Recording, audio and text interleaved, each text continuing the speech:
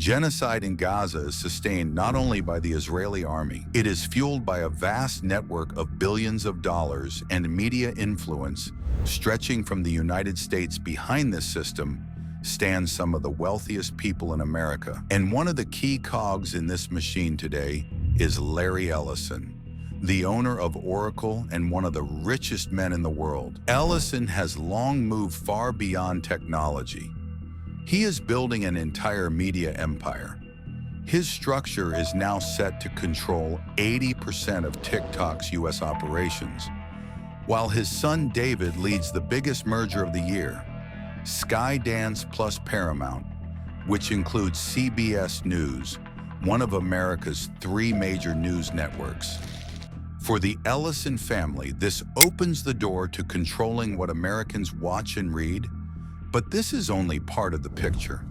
Larry Ellison is the largest private donor to Friends of the IDF, a fund that directly supports Israeli soldiers. His $16.6 million donation is a record.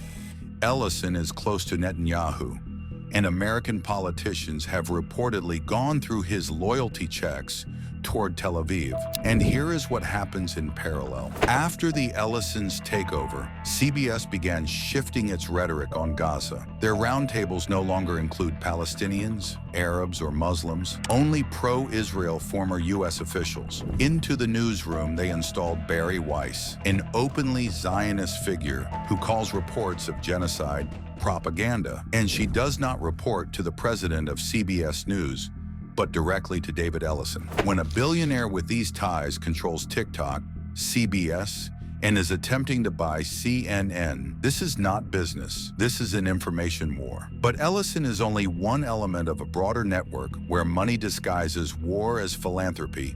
Michael Bloomberg, John Cohn, Miriam Adelson, Bill Ackman, Michael Dell, Mark Benioff, and others funnel tens and hundreds of millions into organizations that sustain Israel's military infrastructure. Friends of the IDF for the army, Elad for settlement expansion in East Jerusalem, Magen David Adom embedded in defense systems, Adelson Family Foundation, the primary sponsor of AIPAC.